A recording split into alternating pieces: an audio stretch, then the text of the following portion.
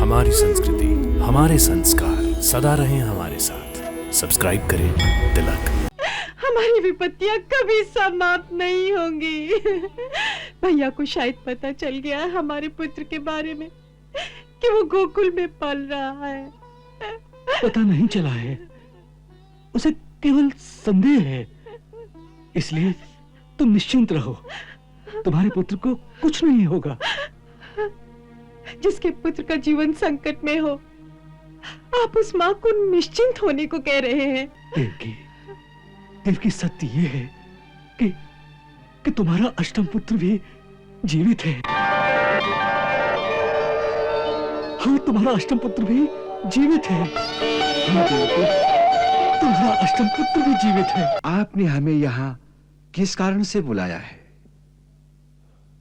आपसे हमें कुछ परामर्श करना है। गुरु से परामर्श करना हो तो राजा को स्वयं चलकर गुरु के द्वार पर आना चाहिए। गुरु को अपने द्वार पर बुलाना मर्यादा और शिष्टाचार दोनों के विरुद्ध है। आपका अर्थ है राजा अपने राज पुरोहित को कभी अपने राजमहल में बुला नहीं सकता? बुला सकता है, परंतु किसी दूसरी परिस्थिति में।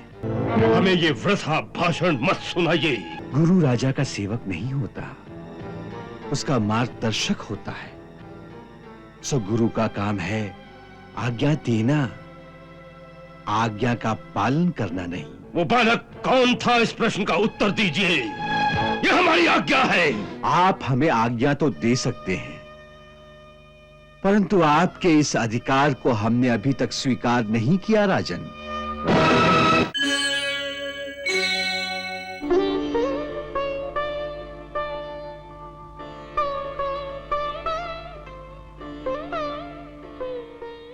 हमने आपको उस दिन कहा था कि और भी कई रहस्य हैं जिन्हें आपसे छुपा कर रखा गया है, परंतु अब मैं आपके अष्टम पुत्र के रूप में स्वयं पर ब्रह्म भगवान श्री कृष्ण की छवि इन्हीं आंखों से देखकर आया हूं।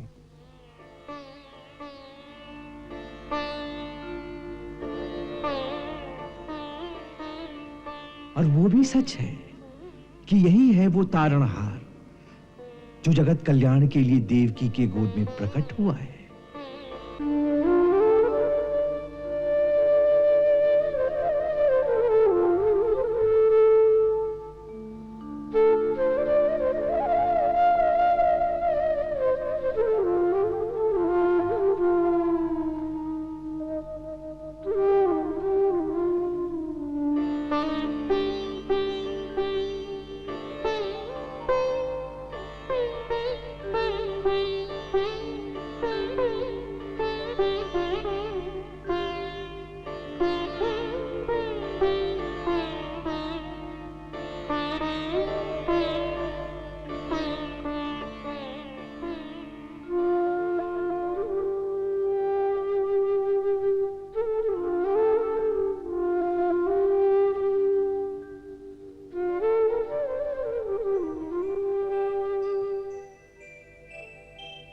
जब से हुआ रे तेरा बाल रूप दर्शन, मैं अपनी सुध बुध गंवाए बैठा। त्रिभुवन के नाथ सारा जग तेरे हाथ, और तू मेरे हाथों में आए बैठा। एक अकिंचन पे बड़ा उपकार किया, निज पद सेवा का अवसर मोह दिया। मीठी सुखद अनुभूतियों को तेरी मानस पटल पे सजाए बैठा। तूने की ऐसी कृपा, प्रभु में धन्य हुआ, प्रभु में धन्य हुआ, जीवन सफल हुआ।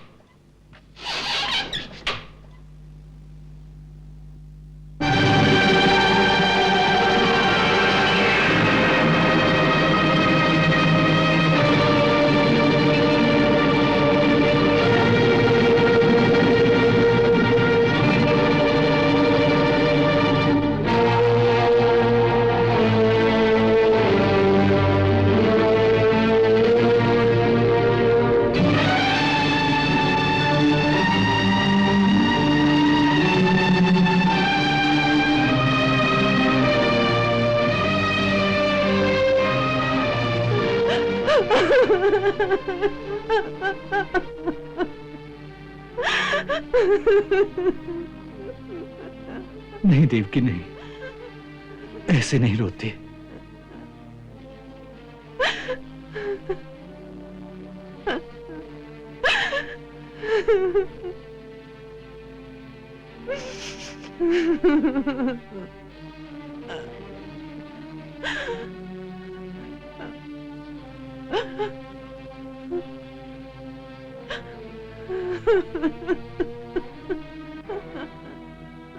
शांत देवी, शांत। ऐसे विवल होने से कुछ नहीं होगा। धीरज रखो। विपत्ति के समय तो मनुष्य के धीरज की परीक्षा होती है। परंतु हमारी विपत्तियां क्या कभी समाप्त नहीं होंगी? होंगी, अवश्य होंगी। नहीं, आप झूठी आशा दिला रहे हैं मुझे। हमारी विपत्तियां कभी समाप्त नहीं होंगी।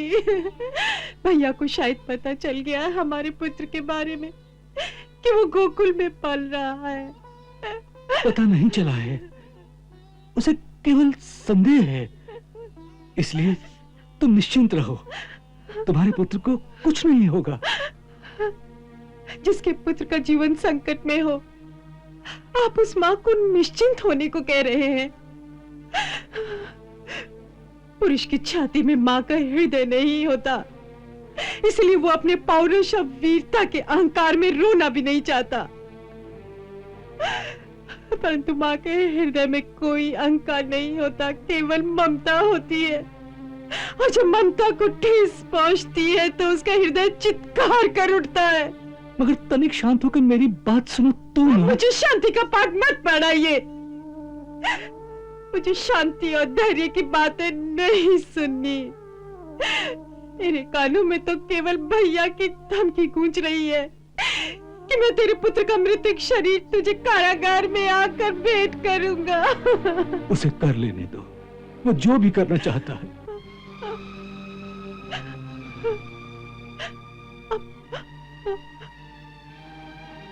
आप कोई पत्थर के बने हैं, आप कभी विचलित नहीं होते। मनुष्य को इतना भावनाहीन, इतना पत्थर भी नहीं होना चाहिए। न जाने मैंने कौन से पाप किए हैं कि विधाता ने मेरी कुंडली में दुर्भाग्य ही दुर्भाग्य लिख दिया है। मनुष्य कितना अज्ञानी होता है। कई बार उसे सत्य का ज्ञान न होने के कारण वो अपने सौभाग्य को भी दुर्भाग्य समझने लगता है। 6 पुत्रों की हत्या हो गई और वो 7वें को भी मार डालेगा। आप इसे सौभाग्य कहते हैं?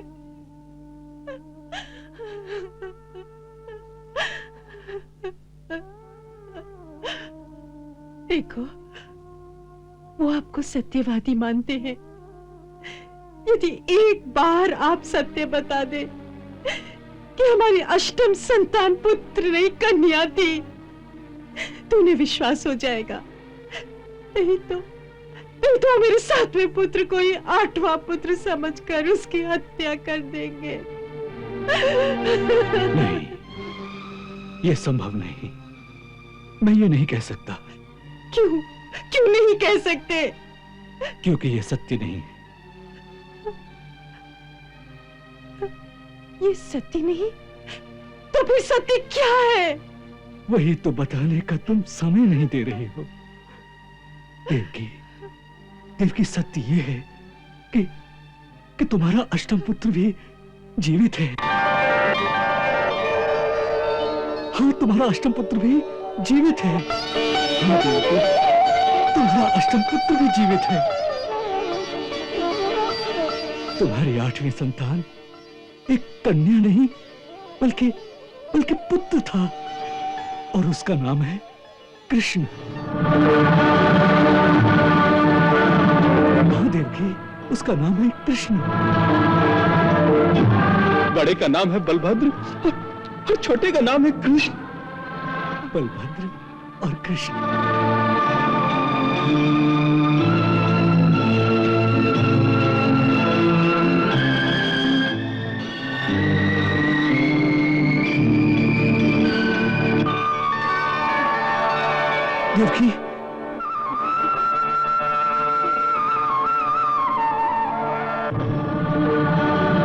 देवकी, देवकी, देवकी संभालो, देवकी संभालो अपने आप को, देवकी, देवकी संभालो अपने आप को, देवकी, देवकी, देवकी, देवकी, देवकी।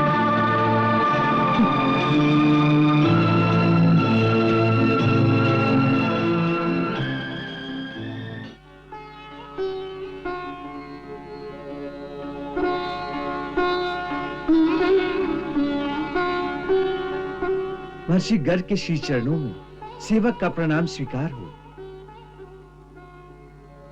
आपका स्वागत है महामंत्री। कहिए क्या समाचार है? महाराज ने आपसे राजमहल में पधारने की प्रार्थना की है। क्यों? ऐसा कोई पर्व अथवा उत्सव तो नहीं? उन्हें आपसे कोई आवश्यक कार्य है? क्या आवश्यक कार्य है?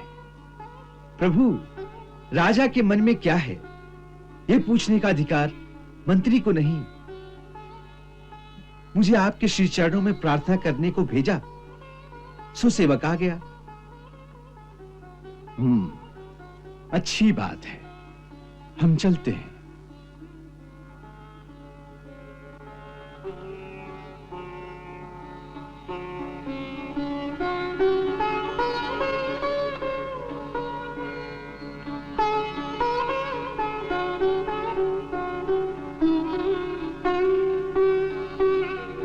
चलो।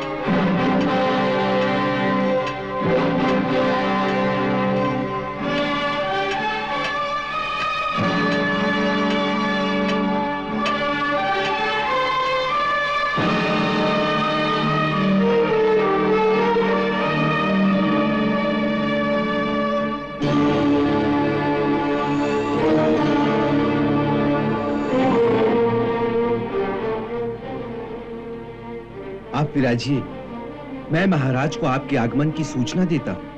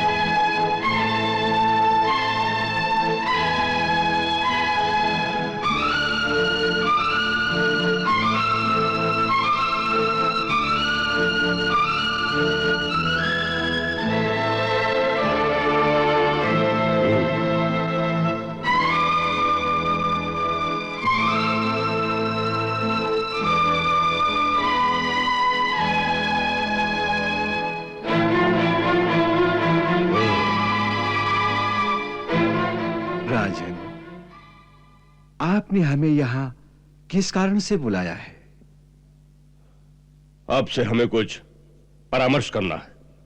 गुरु से परामर्श करना हो तो राजा को स्वयं चलकर गुरु के द्वार पर आना चाहिए। गुरु को अपने द्वार पर बुलाना मर्यादा और शिष्टाचार दोनों के विरुद्ध है। आपका अर्थ है राजा अपने राज पुरोहित को कभी अपने राजमहल में बुला नहीं सकता? बुला सकता है, परंतु किसी दूसरी परिस्थिति में। अर्थात? जैसे राजा कोई यज्ञ करे कोई महान धर्म कार्य करने का निश्चय करे तो गुरु को बुलाना चाहिए। या कोई आपातकाल हो, देश या राजा पर कोई विपत्ति आ जाए, राजा का शरीर गुरुद्वार तक पहुंचने में असमर्थ हो, वो घायल हो गया हो अथवा किसी भयानक रोग से पीड़ित हो, तो ऐसी परिस्थिति में वो गुरु से अपने महल में आने के लिए अवश्य प्रार्थना कर सकता है। परंतु इस समय हमें ऐसी कोई परिस्थिति दिखाई नहीं देती। यह विपत्ति का ही समय है। कैसी विपत्ति? आपने गोकुल गांव में जाकर किसी बालक का नामकरण संस्कार किया है? किसी बालक का नामकरण संस्कार होने से तुम्हारे जैसा महाबली राजा विपत्ति में पड़ सकता है? इस तर्क को हमारी बुद्धि स्वीकार नहीं करती राजन। हम इस वृथा तर्क में पड़ना नहीं चाहते। हम केवल इतना जानना चाहते हैं, क्या आपने गोकुल में जाकर किसी बालक का नामकरण किया था? यदि किया था तो बालक कौन था? किसका पुत्र था? क्यों आपने उसका नामकरण संस्कार किया? किसकी आज्ञा से आपने यह संस्कार किया था? आपकी पहली बात का उत्तर तो यह है कि हम गोकुल गांव में गए ही नहीं। हम केवल यमुना किनारे शांडिल्य ऋषि के आश्रम तक गए और वहीं से लौट आए। यदि आपके कोई गुप्तचर गोकुल में होंगे तो वो भी इस बात की पुष्टि करेंगे कि हम कदापि गोकुल में नहीं गए हैं। और बात रही आज्ञा की, तो हे राजन, एक पुरोहित और गुरु होने के नाते अपने यजमानों के जन्म से लेकर मरने तक के सारे संस्कार कराना हमारा कर्तव्य ही नहीं, हमारा धर्म भी है। और अपने धर्म का पालन करना हर प्राणी के लिए आवश्यक है, फिर उसमें किसी की आज्ञा हो या ना हो, उससे धर्म पालन में कोई अंतर नहीं पड़ सकता। सो अपना धर्म पालन करने के लिए हमें किसी की आज्ञा की आवश्यकता नहीं है। हम यहां के राजा हैं। हमारी आज्ञा के बिना यहां कोई कार्य नहीं हो सकता। हमारी आज्ञा का पालन यहां सबको करना ही पड़ेगा। राजा की आज्ञा का पालन करना उसके सेवकों का काम है, गुरु का नहीं। गुरु राजा का सेवक नहीं होता, उसका मार्गदर्शक होता है। सो गुरु का काम है आज्ञा देना, आज्ञा का पालन करना नहीं। हमें ये वृथा भाषण मत सुनाइए।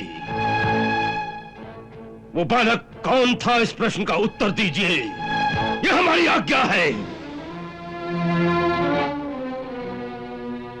आप हमें आज्ञा तो दे सकते हैं, परंतु आपके इस अधिकार को हमने अभी तक स्वीकार नहीं किया राजन।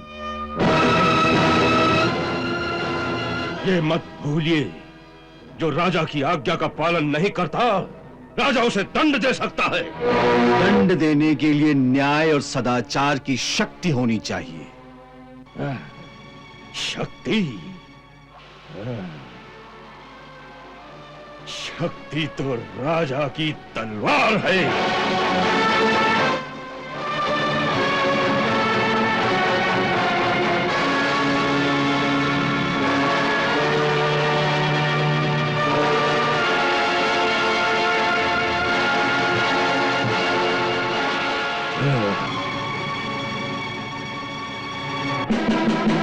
राजन, तुम एक एक करके मर्यादा और शिष्टाचार की सभी सीमाओं का अतिक्रमण करते चले जा रहे हो। तुम इतना छोटा सा शिष्टाचार भी भूल गए कि गुरु को घर में बुलाकर उसे प्रतीक्षा करने के लिए नहीं कहा जाता, बल्कि स्वयं द्वार पर जाकर उसका स्वागत किया जाता है।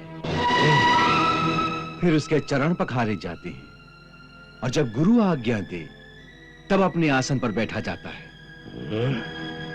हम उसी समय उठकर जा सकते थे, परंतु हम ये सोचकर बैठे रहे कि जिन परिस्थितियों में आपने मथुरा का राजमुकुट पहना था, उनके कारण आपको किसी विद्वान गुरु से राजनीति की ये शिक्षा प्राप्त करने का समय ही नहीं मिला कि राजा को गुरुजनों के साथ कैसे व्यवहार करना चाहिए। सो आपके अज्ञान और अहंकार को इसका कारण समझकर हमने बुरा नहीं माना, हम चुप रहे। परंतु अब हम यहां बैठ नहीं सकते, क्योंकि आपकी इस तलवार के क्रूर प्रदर्शन के पश्चात यह संभव है कि हमारा संयम टूट जाए और हमें क्रोध आ जाए।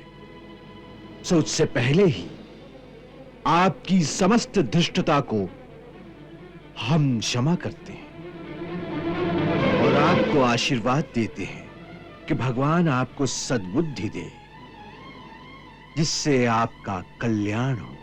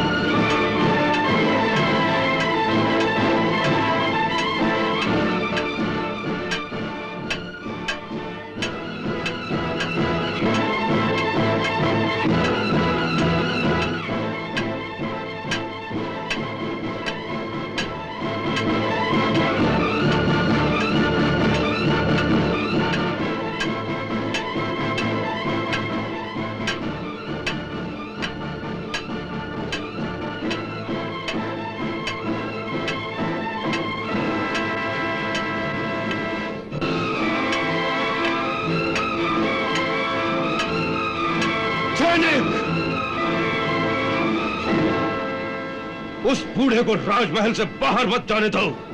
केशों से घसीटकर हमारे सामने ले आओ। ठहरो महामंत्री। क्षमा करें महाराज, यह हमारे हित में नहीं होगा। एक भिखमंगा साधु राजा की शक्ति को चुनौती देकर चला गया और तुम उसे रोकना भी नहीं चाहते। राजा के राजदंड की मर्यादा कहां रह गई? आप राजदंड की बात करते हैं, परंतु ये भूल जाते हैं कि इस तपस्वी के पास ब्रह्मदंड है। ब्रह्मदंड? हां, आपने वो कथा तो सुनी होगी ना कि किस प्रकार महर्षि वशिष्ठ ने अपने ब्रह्मदंड के द्वारा राजा विश्वामित्र की सारी सेना को भस्म कर दिया था। महर्षि गर्ग उसी श्रेणी के सिद्ध योगी हैं। उनकी शक्ति को ललकारना हमारे हित में नहीं होगा। हमारी ये चाल ही गलत थी। ऐसे महात्माओं से सहायता लेनी हो तो उनकी दया और करुणा को जगाना चाहिए। जैसे बड़े बड़े दैत्य और असुर अपनी विनती से भगवान शिव को भी प्रसन्न करके उनसे मन चाहे वरदान पा लेते हैं, वैसे ही ये सिद्ध मुनि भी बड़े भोले होते हैं। उनकी शक्ति से टकराकर नहीं, उनकी दया से ही कुछ मिल सकता है। कंस किसी के पास दया की भीख नहीं मांगता। हाँ, उसे अपनी शक्ति पर भरोसा है। हाँ,